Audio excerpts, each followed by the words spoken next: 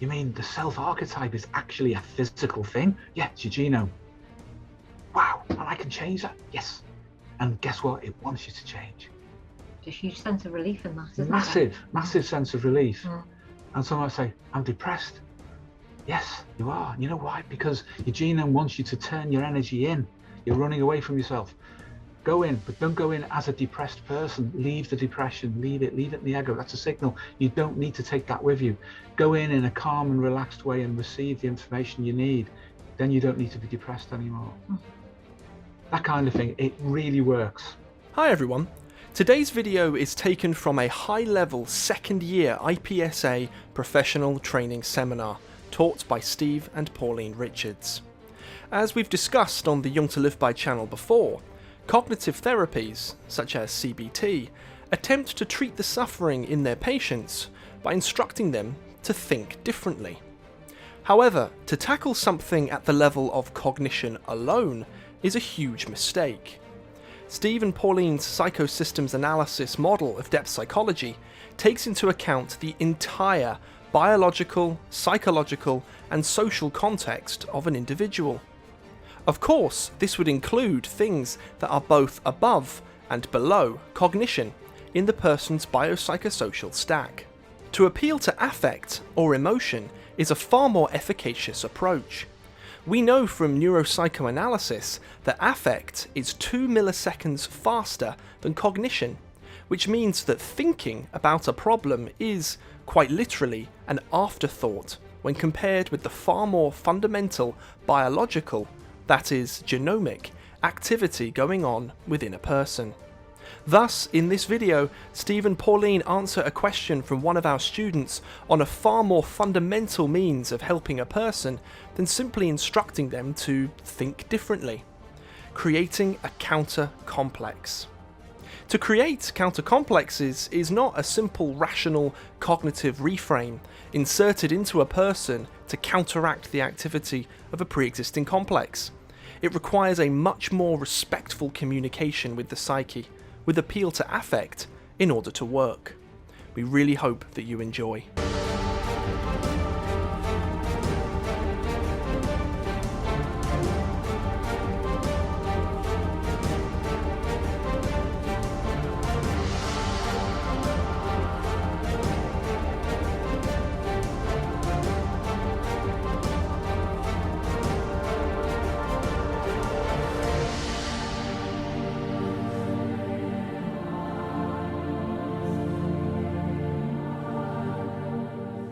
If you take a purely cognitive model and try to change the way somebody thinks, change their ideation, or offer positive ideation to replace negative thoughts, then that's a very, very limited way of working. And the chances are, say with something like OCD again, those changes would probably not persist over time, because one thing that people do with OCD is that because of the strength of the ruminations, they nearly always have an angle on something. So even if you reason something through rationally with them and you believe you've reached a conclusion, they will almost certainly, because often they're very intelligent people themselves, come up with something else to say, well, you haven't thought of this, or you haven't thought of that. So in terms of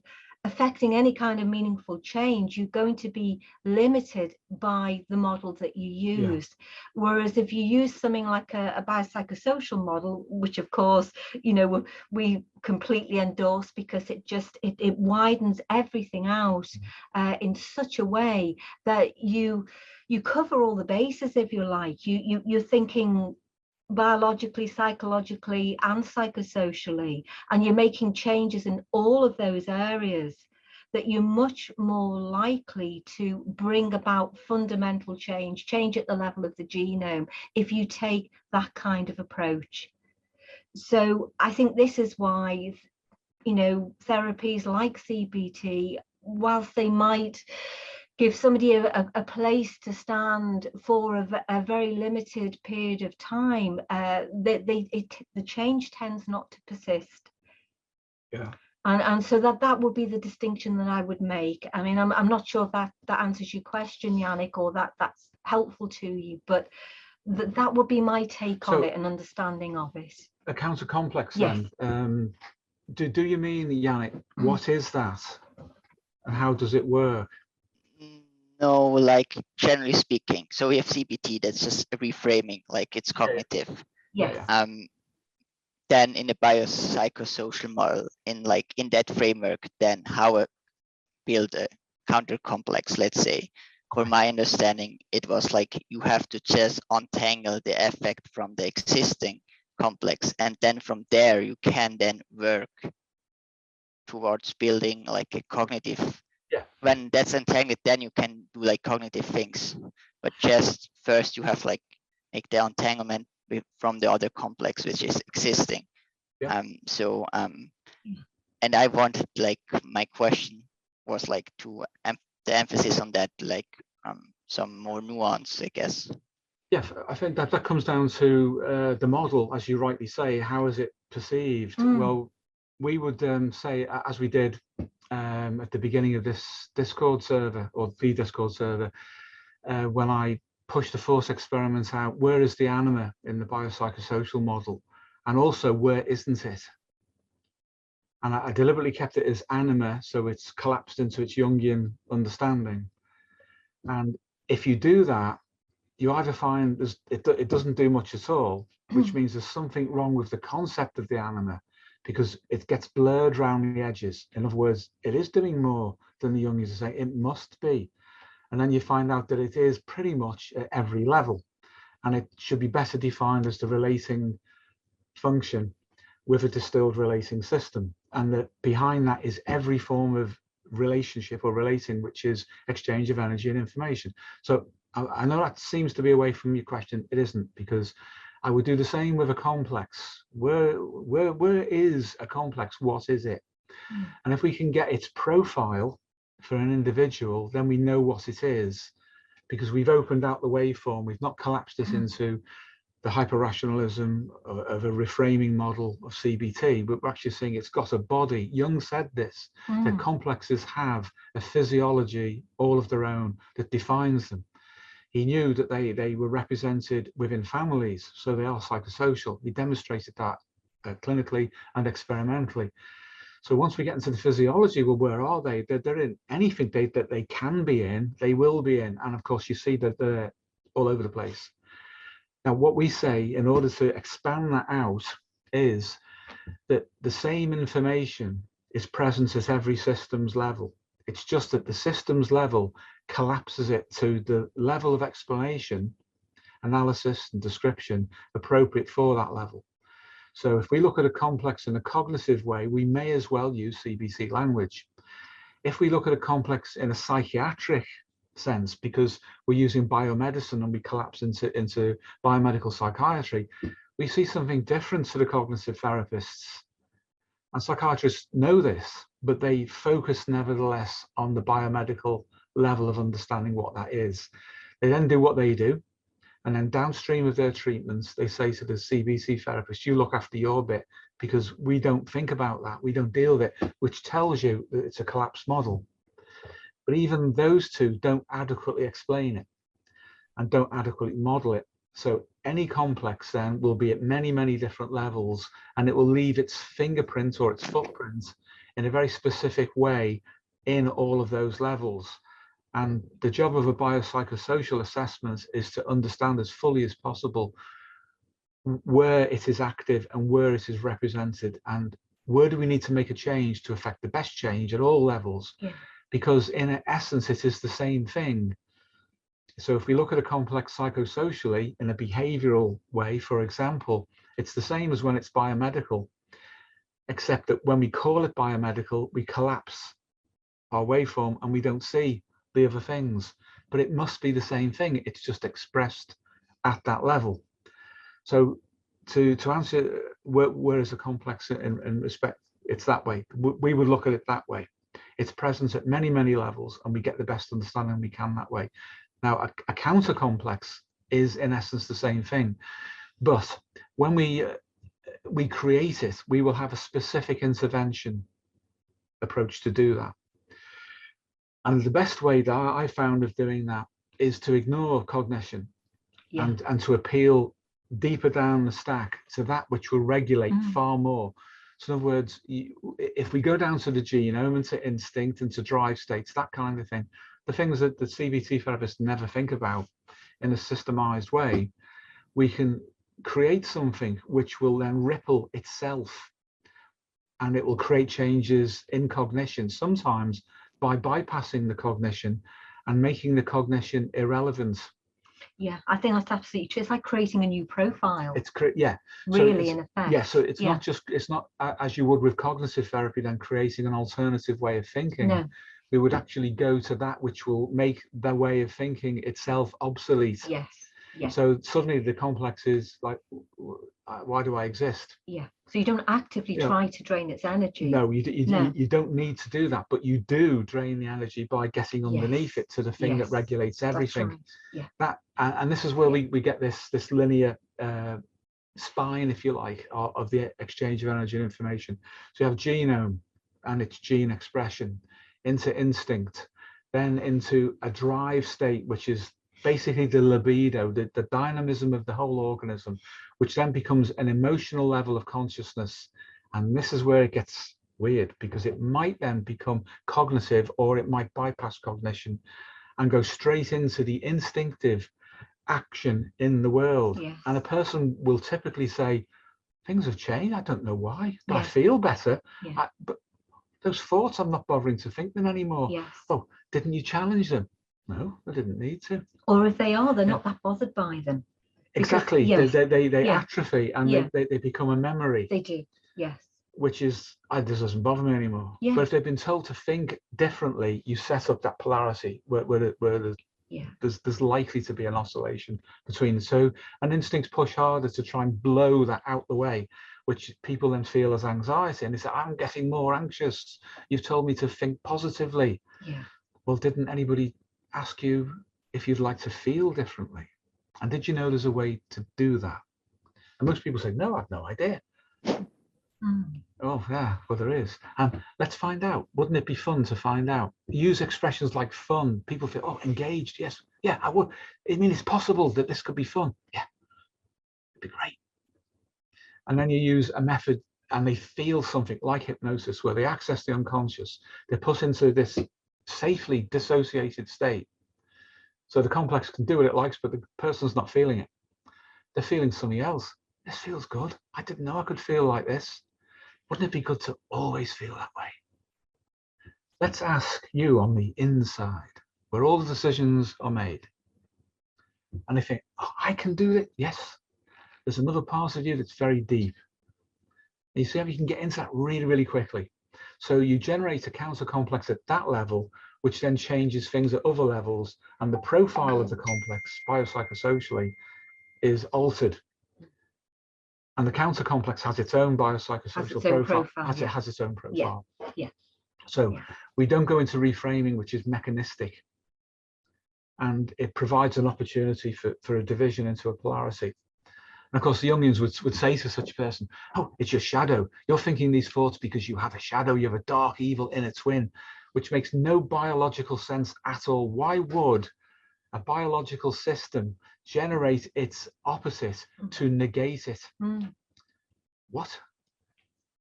If that doesn't work, it shouldn't work. It isn't like that, but the ego can believe it.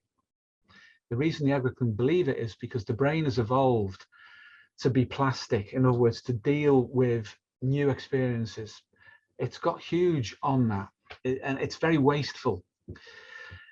So we can generate polarities that don't exist in the form of fantasies. Whereas for the instincts, everything is simple. The instincts have a very, very broad bandwidth, but it's all simple. The ego has a very narrow bandwidth, but it's all complicated. It just seems that that's the best way for humans to survive, as we have this small little thing in our frontal lobes, principally, which we regard as being our sense of self, identity, our ego. And that has a limited capacity, but it's meant to look into the environment for things and to notice differences, to generate polarities, to say that's hot and that's cold. that's high and that's low. Okay, I understand that. And we get into the habit of polarity being meaningful. Whereas for the unconscious, that is not the case. So schools of psychotherapy to get you to look inside and treat the inner world as if it's the same as the ego is wrong. The unconscious will allow the ego to do that so long as your adaptation is reasonable. When it becomes unreasonable for the optimization of the system as a whole, the instincts will say, I've had enough of this, I'm going to push. And then we feel, oh, what's happening? Something I don't know about. That's because it's not ego. It's not ego conscious. And we perceive it as an affect, and the affect comes in and it seizes us because emotions have us. But then we misinterpret that signal according to how the ego interprets the external psychosocial world. That's the mistake. It's honestly so fundamental. It's mistake 101. We can't get more basic a mistake than that, than to think that the inner world is the same as the ego. It is not. We've evolved differently. The natural mind is not consciousness as we understand it in a rational sense. So if we try to reframe, we're still within level. Within the level of the ego, we're still trying to source it from inside itself, and it's disordered. It needs compensation. Jungians, and Carl Jung in particular, knew that it needs to be compensated by the unconscious. Jung said, we would say in a system sense, by the entire system, everything, biologically, right down to the level of the genome, is pushing us to change and to compensate. Jung psychologized it. I think that's a mistake, because when we psychologize something, we appropriate it to the ego and we start to turn it into a version of the ego on the inside. It's not that. That's internal projection from the ego into the unconscious. We don't experience the unconscious then. We experience a mirage of ourselves, our conscious selves that we've created and projected inwardly. As soon as we stop all that and say, what am I doing wrong? I really want to understand this signal. And you can even say in hypnosis things like, I know you don't want to hurt me. That wouldn't make any sense. We need to work together, and I'm open to learning what I need to learn. You could, if you use suggestions like that, people will suddenly feel better.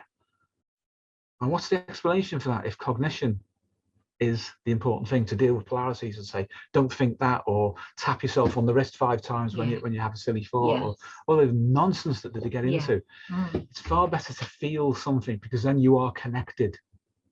And then Rossi will step in and he'll say, this is how it works. This is the real pathway. This is not woo-woo, this is real. And it's like, wow, you mean the self archetype is actually a physical thing? Yeah, it's your genome. Wow, and I can change that? Yes. And guess what? It wants you to change.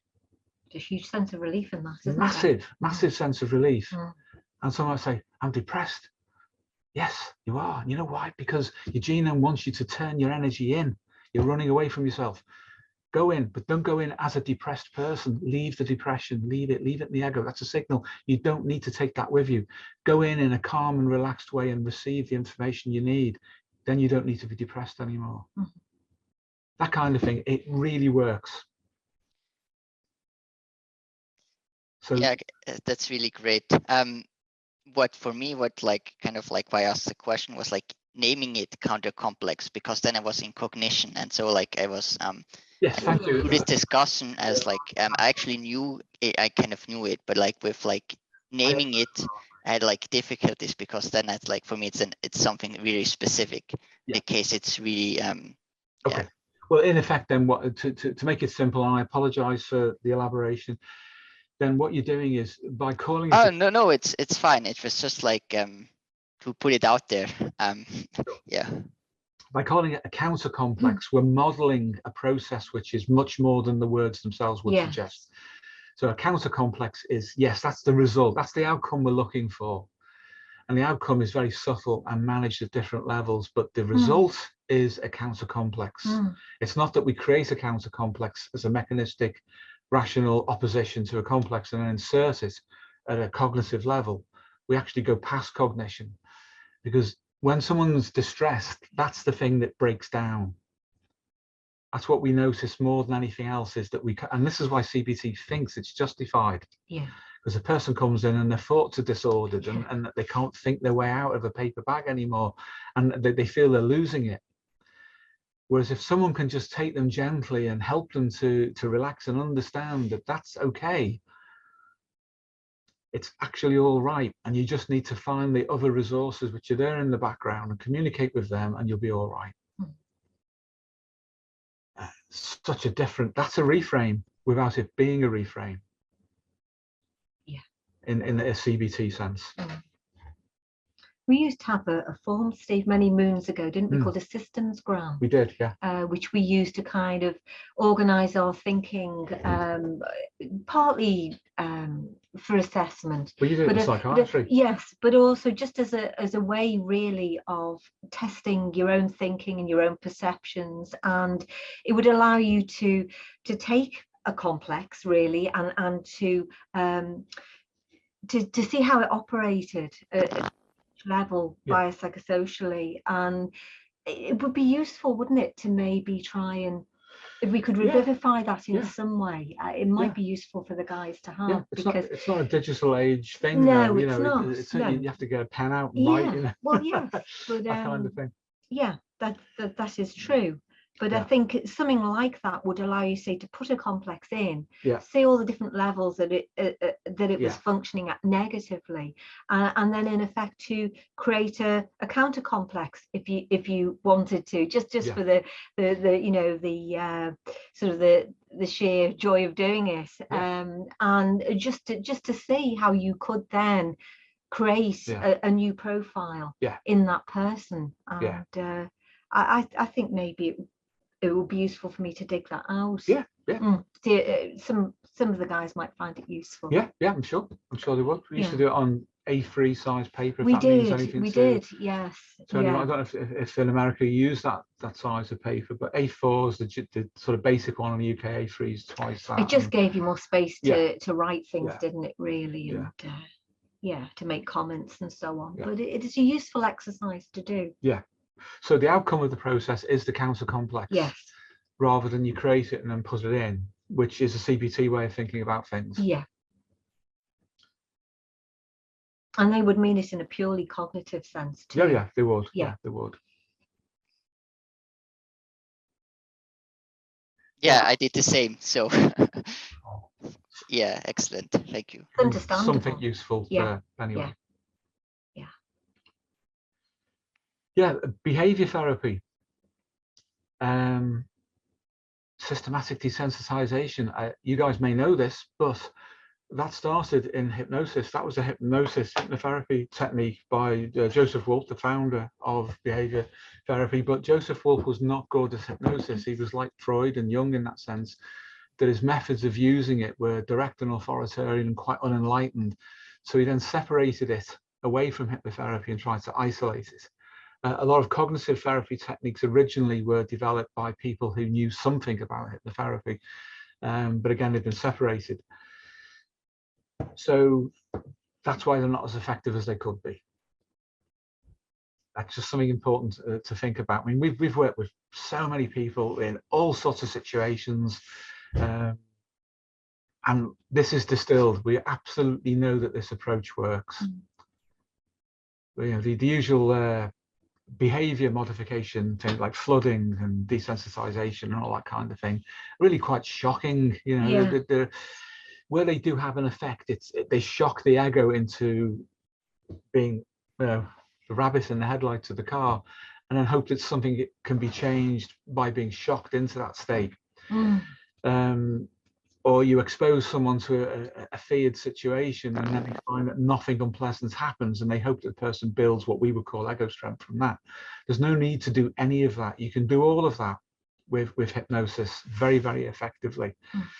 Again, so I think it's a far superior technique.